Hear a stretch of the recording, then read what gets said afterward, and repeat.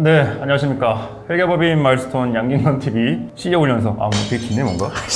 자, 네 번째 시간입니다. 지난 시간에는 이제 부가세를 중심으로 거래가 어떻게 진행되는지 간략하게 설명을 드렸고요. 한번 정리를 해보면 사업체가 이 거래에 어떤 단계에 있는지, 뭐 어떻게 영향을 주고받는지 이런 것들을 좀 이해하고 사업의 밑그림을 그려보시라고 말씀을 드렸습니다. 자, 오늘도 이제 지난 시간에 이어서 사업 초창기에 굉장히 중요한 주제인데요. 바로 사업의 주체에 대한 얘기입니다. 오늘 시간을 통해서 저희가 사업자의 형태, 개인 사업자냐 법인 사업자냐 이 이야기를 할 거예요. 어떻게 개인 사업자, 법인 사업자를 결정하셔야 되는지 이런 이야기들을 할 거고요. 당연히 중요할 수밖에 없습니다. 창업 준비 중이신 분들은 꼭 반복해서 시청해 주시고 이미 사업을 하시고 계신 분들도 이제 개인 사업자, 법인의 명확한 차이에 대해서 명쾌하게 정리를 해드리겠습니다. 지난 시간에 이제 마일스톤이라는 도소매 회사를 하나 저희가 설정을 해봤고요. 지난 시간에는 뭐 마일스톤이 법인인지 개인인지 얘기는 전혀 없었어요. 이게 왜 그러냐면은 개인 사업자 마일스톤 그리고 뭐 법인 사업자 마일스톤도 동일해요. 동일하게 부가세를 적용받고 거래를 하고 부가세와 거래액이 자체는 양자일선 차이가 없습니다. 그러니까 사업자라는 거는 똑같은 거지. 자, 그러면 생각을 해봐야죠. 그러면 개인이라는 법인이냐 이 차이는 도대체 어디에서 오는 건가? 오늘의 주제인데요, 바로 자, 이 사업의 주체. 자, 누가 이제 사업을 하는가입니다. 그 사업의 주체에 따라서 사업 전체적인 과정과 이 최종 목표에서 차이가 발생하게 되니까요. 굉장히 중요한 주제라고 할 수 있습니다.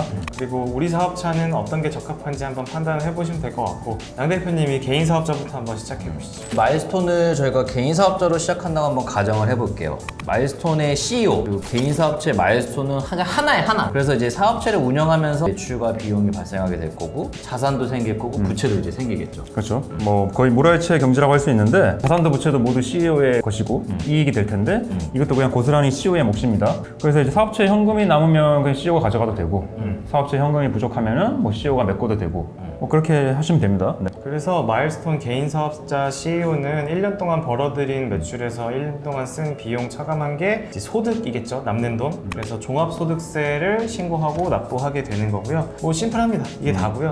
법인에 대해서 조금 알아볼 텐데 법인이라고 하는 생명체를 탄생시키는데 거기에 주식을 발행하는 방식으로 하는 거거든요. 오늘 주식회사 마일스톤이라고 하는 가상의 법인을 설정해 볼 거고요. 주식회사 마일스톤도 커피 원두를 도소매 유통하는 회사라고 가정해 보겠습니다. 여기서 이제 중요한 개념이 세 가지가 나오는데요. 법인, 대표, 주주입니다. 자, 먼저 법인. 주식회사 마일스톤은 말 그대로 법인이에요. 사람 인자를 쓰는 건데 법으로 사람을 만들어서 인격을 부여해서 권리 의무 자체가 되는 대상이에요. 개인 사업자가 종합소득세를 납부하는 것과 유사하게 이 주식회사 마일스톤도 1년에 한 번이나 할게요. 1년에 한 번 벌어들인 소득에 대해서 이제 법인세를 납부하게 되는 거죠. 다만 이제 이 주 마일스톤은 팔다리가 없잖아요. 팔다리가 없어. 그래서 이제 누군가 대신 업무를 처리해 줄 사람이 필요하죠. 그게 바로 대표인 거예요, 대표. 대표는 개인 사업자 마일스톤의 CEO랑 똑같은 역할을 하는 거죠. 하지만 개인 사업자 CEO와는 차이가 있어요. 뭐 어떤 차이가 있냐면 주식회사 마일스톤과 이 CEO는 별개의 실체라는 거예요. 이게 결국에는 경제적으로 어떻게 귀결이 되냐면 자산도 있고 부채도 있고 소득도 있고 이런 게 개인 사업자로 했다라면 다 CEO의 몫인데 주식회사 마일스톤을 한다라고 하면은 대표는 그냥 단순히 주식회사 마일스톤에 고용된 한 명의 근로자일 뿐이에요. 그래서 이 CEO 급여를 받는, 상여를 받는 주식회사 마일스톤한테 주식회사 마일스톤은 CEO 것도 아닌 거예요. 저 회계법인도 아니에요. 회계법인 형 거요? 저는 그냥 바지 사장이에요. 주식회사 마일스톤의 주인은 세 번째 중요한 개념이죠. 주주입니다. 주식회사의 형태이기 때문에 그 회사의 주식을 얼마나 보유했느냐에 따라 주식회사 마일스톤의 지분, 즉 주인이 얼마나 되는 건지 이런 개념으로 보시면 돼요. 주주는 월급이나 급여를 받지는 않아요. 결국 그 주식회사가 벌어들인 소득 중에 내 지분율만큼 얼만큼을 배당으로 받을 거인지 또는 나중에 주식회사 마일스톤의 기업 가치가 성장해서 즉 주식 가치가 성장해서 그 주식을 처분하면서 이익을 실현할 수 있게 됩니다.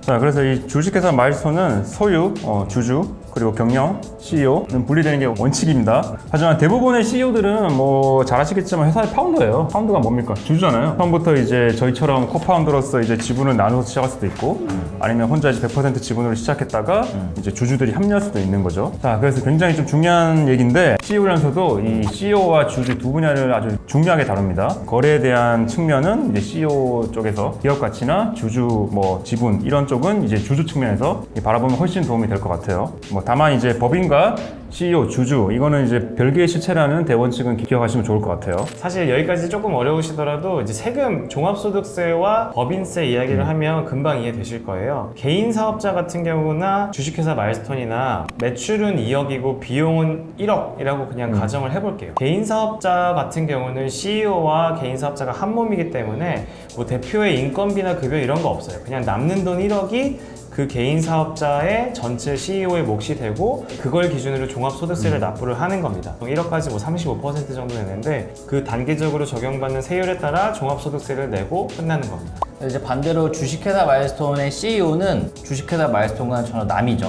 그래서 급여를 수령하게 돼요. 마일스톤은 1억이 남았잖아요. 그거는 개인 사업자라고 하면은 그냥 무조건 1억을 번 거야. 근데 법인은 그거랑 별개예요. 내가 남는 돈에서 나의 급여를 책정하는 것만큼이 이제 개인의 소득이 되는 거예요. 회사는 1억을 벌었지만 대표이사는 5천만 원의 급여를 받아 나간다 라고 이제 설정을 한다라고 하면은 이 5천만 원이 CEO 개인의 근로소득이 되는 거고, 법인 주식회사 마일스톤 입장에서 보면은 인건비 그리고 이제 처리가 돼서 당기순이익이 줄어들게 되는 거죠. 그래서 이제 법인세율은 2억까지는 10%예요. 그래서 마일스톤은 아까 개인 사업자랑 똑같이 1억은 벌었지만 대표이사 급여 5천만 원을 차감해서 주식회사 마일스톤은 1억이 아니라 5천만 원을 번게 되고 여기에 10% 법인세를 납부하게 되는 겁니다. 이렇게만 들으시면 법인세율이 훨씬 낮으니까 개이득이라 할 수 있고 생각하실 수가 있는데, 이 경우에도 법인과 CEO는 별개라고 했잖아요. 근데 이게 별개니까 법인세와 개인 CEO의 개인 소득세 함께 고려하셔야 돼요.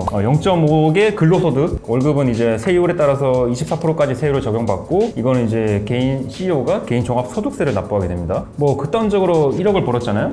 1억을 전부 다 대표가 그 급여를 가져간다고 책정을 해보면 마일스톤은 1억 벌어서 1억을 급여로 쓰니까 0이잖아요. 네. 그러니까 뭐 법인세는 없다고 치면 종소세는 똑같죠, 개인 사업자. 대표는 이제 뭐 이렇게 급여로 1억 버는 거, 개인 사업자 1억 버는 거, 그렇게 뭐 극단적으로 가정을 하면 비슷한 세금을 납부하게 되겠죠. 결국 이거는 주식회사 마일스톤이라고 하는 법인과 그 안에 있는 CEO를 완전히 다른 사람으로 인정해서 각각의 법인세와 각각의 소득세를 나눠서 생각해야 되는 게 포인트예요. 그리고 이게 이해되면 자연스럽게 법인과 개인의 차이도 이해하신 거라고 생각하시면 됩니다. 말씀드리자면 법인세율이 굉장히 낮아요. 개인 소득세에 비해서. 많은 분들이 이제 세금으로 사업의 형태를 결정하시곤 하는데, 제가 계속 얘기 드리는 거지만 법인세와 CEO의 종합소득세를 함께 고려하면은 법인이 100% 정답이다라고 단정 지을 수는 없을 것 같아요. 사업의 형태는 지금까지 간단히 말씀드린 세금은 물론이고, 이제 지금은 저희가 말씀드리는 요소들을 복합적으로 고려하시는 게 훨씬 중요합니다. 첫 번째 나오는 거는 자금 운용 그리고 장부 관리 측면이에요. 흔히 상담하다 보면 야 법인은 야 법인돈 함부로 꺼내 쓰기 쉽지 않아. 그거 되게 번거로워, 힘들어, 내 돈인데 내 돈 아니야 라고 하는 게 지금 말하는 포인트예요. 개인 사업체는 그냥 맘대로 써도 돼. 근데 법인은 내 게 아니에요. 맘대로 갖다 쓰면은 그게 횡령이에요. 그게 횡령이에요. 그래서 법인의 자금을 임의로 꺼내 쓰게 되면은 문제가 생깁니다. 여기서 이제 임의라고 하는 게 무슨 의미냐, 원래 내가 법인의 대표이사로 정해져 있는 급여와 상여로 가지고 가는 건 임의로 가져가는 게 아니고요, 그거 외적으로 법인에서 대표이사나 CEO한테 자금이 나가는 걸 이제 임의로 인출되는 거다, 이렇게 의미하는데, 쉽게 얘기하면 세금 안 떼고 가져가는 거지. 그렇죠. 세금 안 떼고 가져가는 거. 뭐 슈킹? 굉장히 저렴하다는 뜻이네. 좀 고급스러운 단어를 쓰라고. 고급스러운 단어 알려주십시오. 네. 가지고 야, 그것도. 그래서 이제 그런 식으로 뭐 가지급금을 가지고 갔다 이런 얘기가 나오는데, 이 가지급금 문제는 추후 다시 아마 CEO 금전 소비 대차. 어쨌든 그만큼 법인은 이런 자금을 어떻게 밖으로 나가는 거에 대한 이슈가 있을 수밖에 없기 때문에 자금 운용이나 장부 관리, 뭐 조금 더 정밀한 관리가 필요하다라고 생각을 해주셔야 돼요. 지금까지 저희가 얘기해서 무조건 가져가면 안 된다 이렇게 생각하시면 그것도 또 오해하시는 거일 수도 있어요. 네네. 그러니까 법인과 개인은 별개니까 금전 소비 대차 주고 빌리고 받으면 되니까요. 네. 그런 것도 나중에 설명드리겠습니다. 자, 여기가 첫 번째 포인트고, 두 번째는 이제 투자 유치와 사업 확장인데요. 개인 사업자 형태로는 투자 유치가 좀 거의 불가능하죠. 뭐 간혹 가다가 저희 거래처 분들이 뭐 개인 사업자인데 투자 유치를 받았대. 보면은 뭐 계약서도 있어. 있긴 있어. 보면은 그런 거예요. 뭐 돈을 이제 얼마를 투자했는데 뭐 남는 거 몇 퍼센트 가져가겠다. 엄밀히 따지고 보면 그냥 돈을 빌려준 거예요. 이게 뭐 세법으로 따지고 들어가 보면 결국 이자를 지급하는 걸로 보게 됩니다. 그래서 이거는 엄밀히 말하는 투자 유치로 좀 보기는 어려운 면이 있어요. 가장 사업 형태를 결정짓는 거는 세율이 아니라 이거 투자 유치와 사업 확장인 것 같아요. 맞아요. 잠깐 썰을 풀어보면 주식회사가 왜 생겨났는지를 생각해보면 알 수 있어요. 아, 그런 것도 알아? 이게 주식회사라는 형태가 언제 생겨났냐면은 네덜란드의 도민도 회사라는 게 있어요. 이런 거예요. 네덜란드는 유럽에 있잖아요.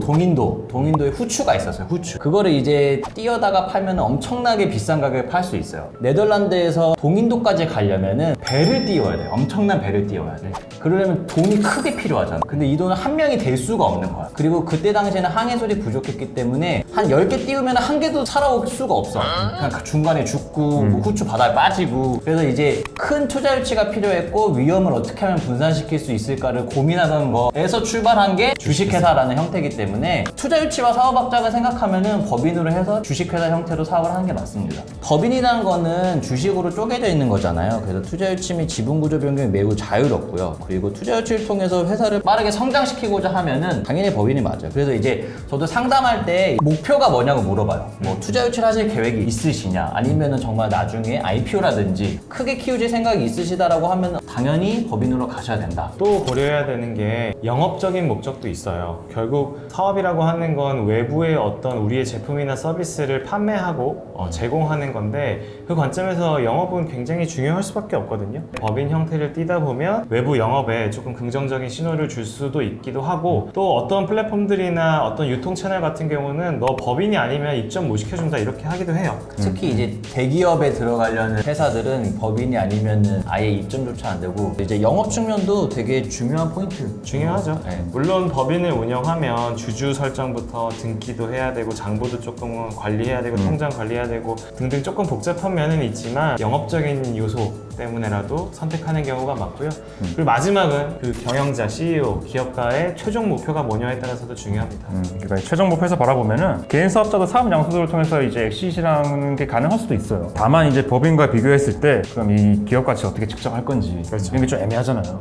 애매하지. 이런 게 많으니까 사실은 이제 개인 사업체가 엑시시 무조건 최종 목표다라고 이제 말씀을 드리기가 조금 조심스럽긴 해요. 네네. 그렇죠. 그래서 이제 개인 사업자는 제 생각에는 개인 사업체와 CEO가 한 몸이기 때문에 적당히 남는 거를 그냥 내가 가져간다 이런 개념으로 하시는 게 좋을 것 같습니다. 네, 그리고 이제 법인의 엑시스 엄청나게 다양하고요. 주주와 CEO 입장에서 기업 자체를 성장시킨다는 개념으로 사업체를 운영하면 이제 바람직할 것 같아요. 기업이 커진다는 거는 결국에는 첫 번째 이익을 보는 건 주주. 성장에 기여한 CEO의 부도 당연히 증가하겠죠. 그래서 물론 이제 법인 같은 경우에도 엑시시 없이 사업을 지속할 수 있습니다. 자, 그럼 오늘 얘기가 좀 길었는데요. 한번 정리를 한번 해보겠습니다. 많은 이들이 이제 사업 초반에 세금으로 이제 사업 형태를 결정하고 하는데요. 이게 정답일 수도 있고 정답이 아닐 수도 있어요. 다만 이제 CEO들이라면은 세금이 아니라 이제 진정하게 이 사업의 주체를 한번 진지하게 고민해보고 형태를 결정할 수 있는 그런 시간을 가졌으면 좋겠습니다. 세금으로 의사결정을 하면 안 돼. 나로서 사업을 할 건지 별개의 법인을 만들어 나는 그냥 주주로서 참여해서 이 별개의 실체를 성장시키면서 사업을 할 건지 고민을 하셔야 됩니다. 자, 이거를 이해하기 위해서는 오늘 쭉 설명드렸죠. 개인 사업체, 그리고 법인 사업체, 그리고 CEO, 주주